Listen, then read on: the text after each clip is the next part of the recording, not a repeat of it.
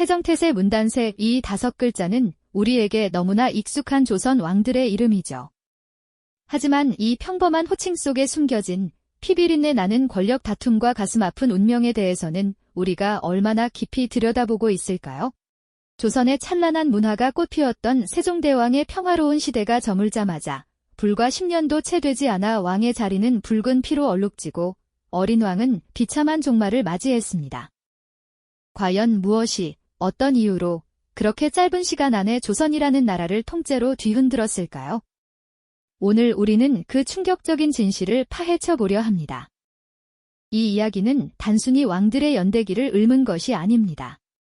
왕좌라는 절대적인 자리를 차지하기 위한 인간의 끝없는 욕망, 그리고 그 욕망 앞에서 신념을 지키려다 쓰러져간 충신들의 비극적인 선택, 한 나라의 운명을 송두리째 결정지었던 거대한 권력 투쟁이 숨겨진 드라마를 만나볼 시간입니다. 우리가 학교에서 배웠던 태정태세 문단세라는 단순한 구호의 이면에 감춰진 충격적이고도 가슴 먹먹한 진실들이 여러분을 이 이야기 속으로 깊이 끌어들이고 마지막까지 몰입하게 만들 겁니다. 조선이라는 새로운 왕조가 막 건국되었을 무렵, 그 기틀을 다지기 위해 가장 먼저 필요했던 것은 바로 강력한 왕권이었습니다. 그리고 그 중심에 태종 이방원이라는 불세출의 군주가 있었죠. 그는 왕위에 오르기 위해 형제들마저 가차없이 베어내는 이른바 광자의 난이라는 피해 숙청을 감행했습니다. 어둠이 짙게 깔린 궁궐 안에서 번뜩이는 칼날 아래 수많은 피가 뿌려졌고 이방원은 그 피를 밟고 올라서며 누구도 넘볼 수 없는 절대적인 왕권을 확립했습니다. 그의 결단력은 새로운 왕조의 기반을 단단히 다지는 데 결정적인 역할을 했지만 동시에 광위는 힘으로 쟁취할 수 있다는 잔혹한 선례를 남기기도 했습니다. 이 피의 대가는 훗날 조선이라는 왕조의 짙은 그림자를 드리우게 될 씨앗이 되었죠. 태종의 강력한 왕권 위에서 그의 아들인 세종대왕은 조선의 역사상 가장 빛나는 황금기를 열었습니다. 백성을 사랑하는 애민 정신을 바탕으로 훈민정음을 창제하고 과학기술과 문화예술을 눈부시게 발전시켰습니다. 학자들과 밤낮으로 학문 토론을 벌이며 지식의 꽃을 피웠고 그야말로 태평성대를 이루어냈습니다. 세종의 치세는 웅장하면서도 안정적인, 모두가 꿈꾸는 이상적인 국가의 모습이었죠. 밝고 지적인 분위기 속에서 백성들은 평화로운 나날을 보냈습니다. 하지만 이토록 찬란했던 세종의 시대에도 미래에 대한 깊은 근심과 불안감이 드리워져 있었습니다. 바로 병약한 세자, 훗날 문종이 될 왕자 때문이었죠. 세종대왕은 자신의 뒤를 이을 아들이 건강하지 못하다는 사실에 깊은 고뇌에 잠겼습니다. 어두운 밤, 홀로 앉아 근심 어린 표정으로 병상에 누운 세자를 바라보는 왕의 모습은 강력한 왕권의 이면에 감춰진 인간적인 번민을 여실히 보여줍니다. 그가 이룩한 위대한 업적들만큼이나 후계 문제에 대한 불안감은 세종의 마음을 무겁게 짓눌렀을 겁니다. 피로 세워진 왕권이 과연 평화롭게 이어질 수 있을까요? 왕위는 또다시 힘의 논리에 의해 흔들리게 될까요? 세종대왕은 아마도 이 질문을 끊임없이 스스로에게 던졌을 겁니다. 이러한 세종의 불안감은 불행히도 현실이 되고 말았습니다. 병약했던 세자가 왕위에 올라 문종이 되었지만 그의 재위 기간은 너무나 짧았습니다. 병세는 깊어졌고 어린 아들 단종에게 왕위를 물려주어야 하는 아버지의 비통한 심정은 이루 말할 수 없었을 겁니다. 침울한 분위기 속에서 문종은 병상에 누워 어린 단종의 작은 손을 잡고 눈물을 흘렸습니다. 아버지가 아들에게 줄 수 있는 가장 큰 선물은 왕위였지만 동시에 그 왕위는 너무나도 위태로운 자리였으니까요. 이 어린 왕의 운명은 이미 그때부터 불길한 그림자에 갇히기 시작했습니다. 문종은 어린 단종을 홀로 둘 수 없어 김종서, 황보인 같은 충직한 대신들에게 어린 왕을 잘 보필해달라는 간곡한 부탁을 남기고 눈을 감았습니다. 대신들은 문종의 유지를 받들어 어린 단종을 옹립하고 새롭게 시작될 왕조의 안정을 위해 결연한 의지를 다졌습니다. 하지만 그들의 눈빛에는 굳은 결의와 함께 다가올 불안감과 경계심이 교차하고 있었죠. 왜냐하면 왕실 내부에서는 이미 왕권을 노리는 또 다른 야심가가 서서히 그 존재감을 드러내고 있었기 때문입니다. 바로 세종대왕의 둘째 아들이자 문종의 아우, 그리고 단종에게는 숙부가 되는 수양대군이었죠.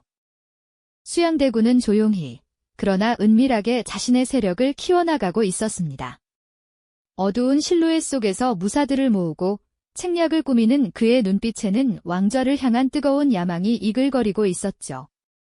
어린 왕 단종과 그를 보좌하는 충신들, 그리고 왕위를 호시탐탐 노리는 수양대군. 조선 왕실 내부의 긴장감은 마치 폭풍전야처럼 고조되기 시작했습니다. 과연 이 위태로운 균형은 얼마나 오래 지속될 수 있을까요? 피로 세워진 왕조의 그림자가 다시 한번 조선의 운명을 뒤흔들 불길한 예감을 드리우고 있었습니다. 왕실을 감돌던 불길한 기운은 결국 현실이 되고 말았습니다. 어린 단종의 왕위를 굳건히 지키려 했던 충신들의 노력에도 불구하고 권력을 향한 수양대군의 야망은 너무나 거대하고 맹렬했으니 마치 끓어오르던 용암이 마침내 지표를 뚫고 분출하듯 그 불꽃은 걷잡을 수 없는 파국으로 번져나갔습니다. 1453년 10월, 어둠이 짙게 깔린 밤, 조선의 역사를 뒤흔들 피바람이 시작되었으니 바로 계유정난의 서막이었죠. 수양대군은 오랜 시간 은밀하게 자신의 세력을 규합하고 있었습니다. 밤마다 비밀스러운 모임을 열어 무사들을 훈련시키고 책사들과 머리를 맞대며 치밀한 계획을 세웠죠. 그의 눈빛에는 오직 왕좌를 향한 집념만이 이글거렸습니다. 그리고 마침내 모든 준비가 끝났다고 판단한 순간 그는 주저없이 칼을 뽑아들었습니다. 그날 밤 궁궐은 물론 한양도성은 마치 거대한 폭풍우에 휩쓸린 듯 혼란에 빠져들었습니다.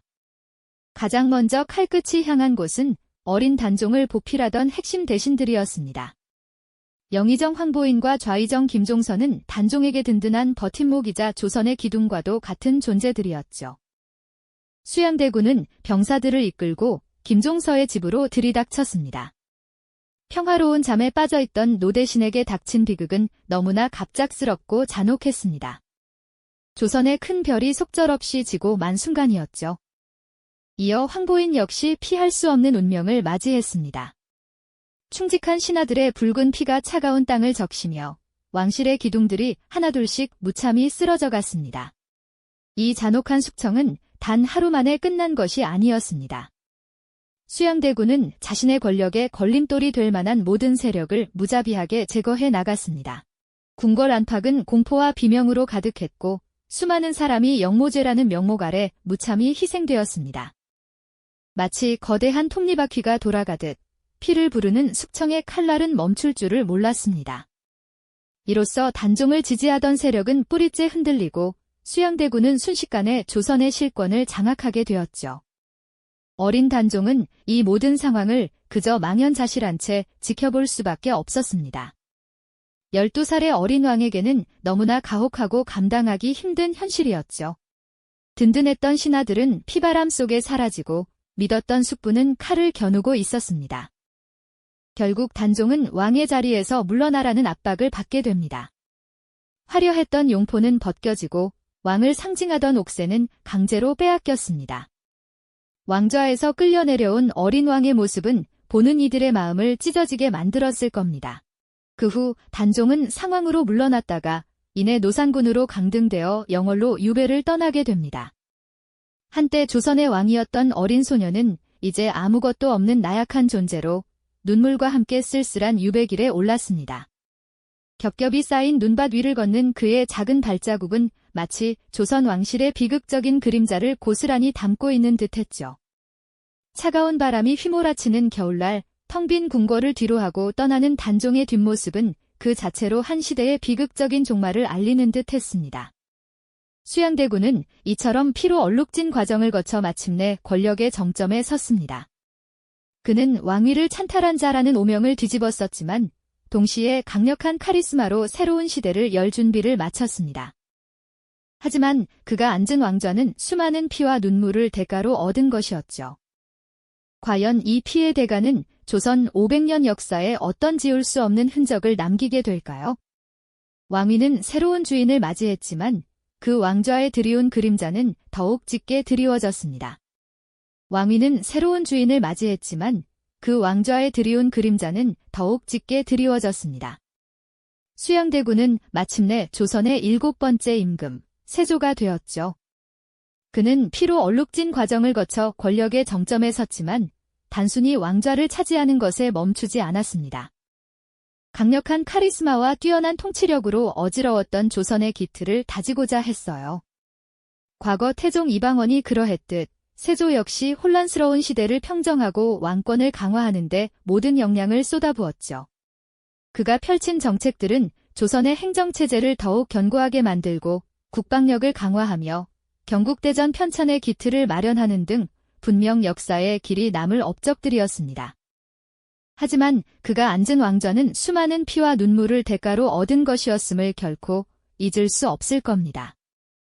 왕위를 찬탈한 자라는 오명은 마치 꼬리표처럼 그를 따라다녔고 그를 향한 저항 역시 끊이지 않았으니까요. 특히 단종의 보기를 꿈꾸었던 충신들의 움직임은 세조의 통치 기간 내내 큰 위협으로 작용했습니다. 어린 단종을 향한 충정은 쉽사리 사그라지지 않았고 심지어 세조의 신하들 중에서도 단종의 보기를 은밀히 도모하는 자들이 나타났죠. 우리가 잘 알고 있는 사육신, 즉 성삼문, 박팽년, 하위지, 이계, 유성원, 유흥부 같은 인물들이 대표적인데요. 이들은 목숨을 걸고 단종을 다시 왕위에 앉히려 했습니다. 이들의 계획은 안타깝게도 사전에 발각되고 말았습니다. 세조는 자신에게 대항하는 모든 세력을 용서하지 않았죠.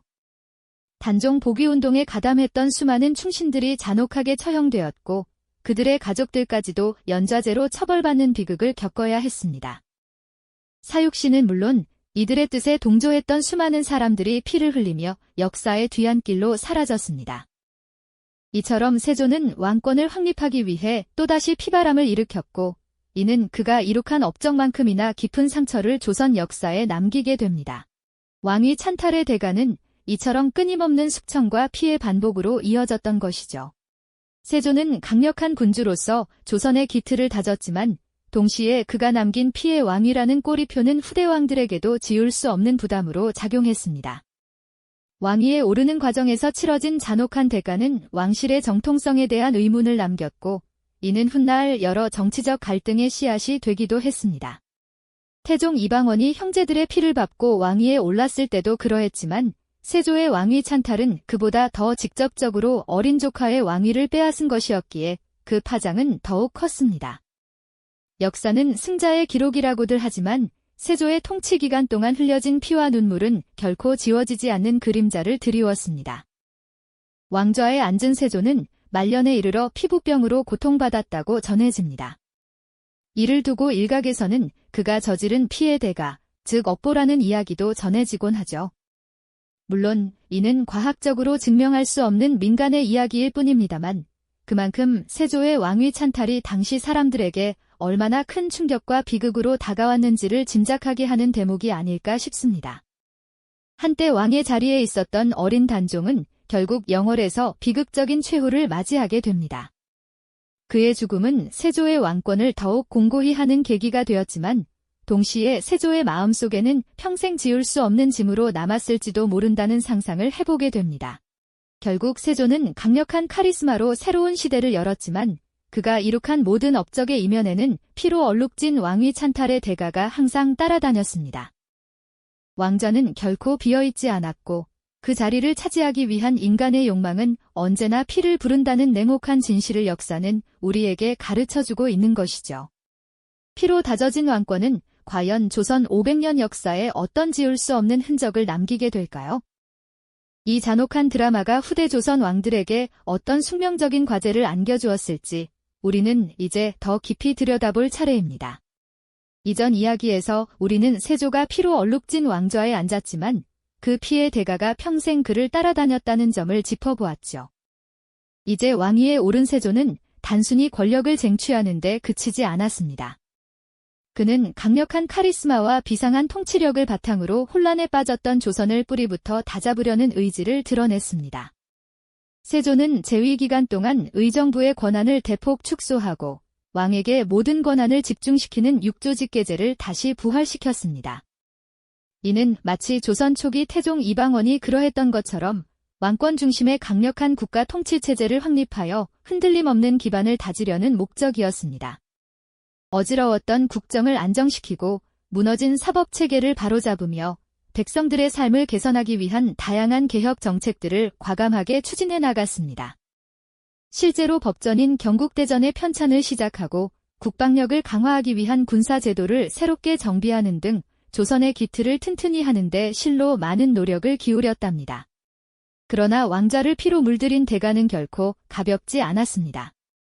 강력한 왕권을 공고히 하는 그 과정은 불가피하게 또 다른 피를 요구하게 되었죠. 어린 단종의 복위를 꿈꾸던 충신들의 움직임은 세조에게는 결코 용납될 수 없는 왕권에 대한 정면 도전으로 비쳤을 겁니다. 특히 성삼문, 박팽년, 하위지 등 역사의 사육신으로 기록된 인물들의 단종 복위 운동은 세조의 강력하고도 잔혹한 숙청을 불러왔습니다. 이들은 어린 단종을 다시 왕위에 앉히기 위해 자신의 목숨을 초계와 같이 던졌지만 안타깝게도 그들의 숭고한 시도는 결국 실패로 돌아갔고 수많은 충신이 비참한 최후를 맞이해야 했습니다. 이들의 비극적인 죽음은 세조의 통치 기간 내내 왕권에 감히 도전하는 그 어떤 세력에게도 내려질 준엄한 경고이자 본보기가 되었을 겁니다. 세조는 왕이 된 이후에도 끊임없이 자신을 위협하는 잠재적인 세력들을 숙청하며 왕권을 더욱 굳건히 다졌습니다. 하지만 어린 단종의 죽음과 수많은 충신의 희생은 그의 마음에 깊은 그림자를 드리웠을 것이 분명합니다. 그는 어쩌면 평생 동안 자신이 걸어온 피의 길에 대한 죄책감과 깊은 불안감에서 완전히 벗어나지 못했을지도 모릅니다. 말년에 그를 괴롭혔던 끔찍한 피부병은 단순히 육체적인 질병이 아니라 어쩌면 그가 왕위를 찬탈하며 저지른 업보에 대한 심리적 반영이라는 민간의 이야기가 전해지는 이유도 바로 여기에 있을 것입니다.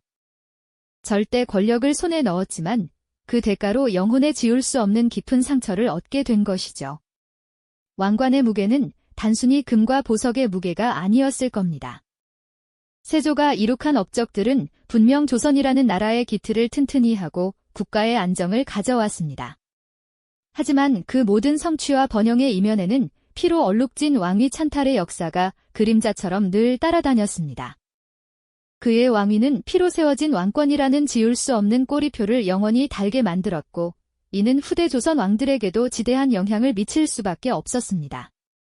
왕좌는 언제나 공허한 권력의 상징이 아니라 피와 희생, 그리고 인간의 깊은 고뇌가 얽힌 숙명의 자리임을 세조의 파란만장한 생애가 우리에게 여실히 보여주는 것이죠. 결국 세조는 강력한 힘과 철권 통치로 새로운 시대를 열었지만 그 과정에서 벌어진 잔혹한 사건들은 조선 500년 역사에 깊은 상흔을 남겼습니다. 절대 권력을 향한 인간의 욕망이 얼마나 무섭고 잔혹해질 수 있는지, 그리고 그 잔혹함이 한 국가의 운명과 수많은 사람들의 삶을 어떻게 송두리째 뒤흔들었는지 세조의 이야기는 우리에게 뼈아픈 교훈을 던져줍니다. 왕좌는 결코 비어있는 자리가 아니었고 그 자리를 차지하기 위한 투쟁은 언제나 피를 불렀다는 냉혹한 진실 말입니다. 피의 대가를 치르고 얻은 왕관은 과연 세조에게 진정한 영광을 가져다 주었을까요?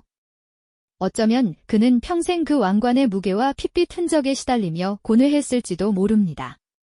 이처럼 권력의 정점에서 인간적인 고뇌와 역사의 냉혹함이 교차하는 지점은 우리에게 오늘날에도 여전히 깊은 성찰을 요구하고 있는 것이죠. 세조는 피로써 왕좌에 올랐지만 그가 다스린 시대는 마냥 혼란스럽지만은 않았습니다. 오히려 강력한 카리스마로 왕권을 굳건히 세우고 흐트러진 국가의 기틀을 다시 다잡으려는 노력을 게을리하지 않았죠.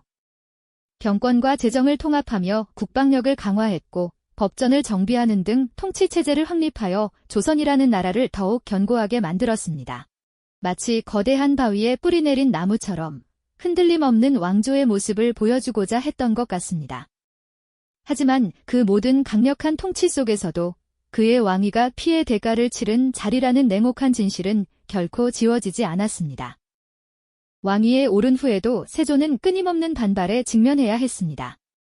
특히 단종의 복위를 꾀했던 사육신과 생육신 같은 충신들의 저항은 세조의 왕권을 위협하는 동시에 그의 마음에 지울 수 없는 상처를 남겼을 겁니다. 결국 이들의 움직임은 또 다른 피의 숙청으로 이어지며 계유정난의 잔혹함이 끝나지 않았음을 보여주었죠. 왕좌를 지키기 위한 세조의 노력은 강력한 통치와 더불어 계속되는 피바람을 동반할 수밖에 없었던 것입니다. 그의 말년, 병으로 고통받으며 과거의 일들을 회한하는 듯한 모습은 권력의 정점에서 인간적인 고뇌가 얼마나 깊어질 수 있는지를 우리에게 여실히 보여주는 대목이 아닐까요? 세조가 이룩한 업적들은 분명 조선이라는 국가의 체계를 굳건히 하고 안정적인 발전을 위한 토대를 마련했습니다. 하지만 동시에 그의 왕위 찬탈은 장위는 힘으로 쟁취할 수 있다는 잔혹한 선례를 남겼고, 이는 조선 500년 왕조의 역사에 깊은 그림자를 드리웠습니다. 핏빛으로 물든 왕관의 무게는 세조 자신뿐 아니라 그 뒤를 이을 후대 왕들에게도 숙명적인 과제로 남겨졌을 겁니다. 권력의 정점에선 인간의 욕망이 얼마나 무섭고 잔혹해질 수 있는지, 그리고 그 잔혹함이 한나라의 운명과 수많은 이들의 삶을 어떻게 송두리째 뒤흔들었는지를 세조의 이야기는 우리에게 생생하게 보여주는 것이죠. 결국 왕좌는 새로운 주인을 맞았지만 그 피로 얼룩진 왕위는 영원히 조선의 역사에 지워지지 않는 흔적을 남겼습니다.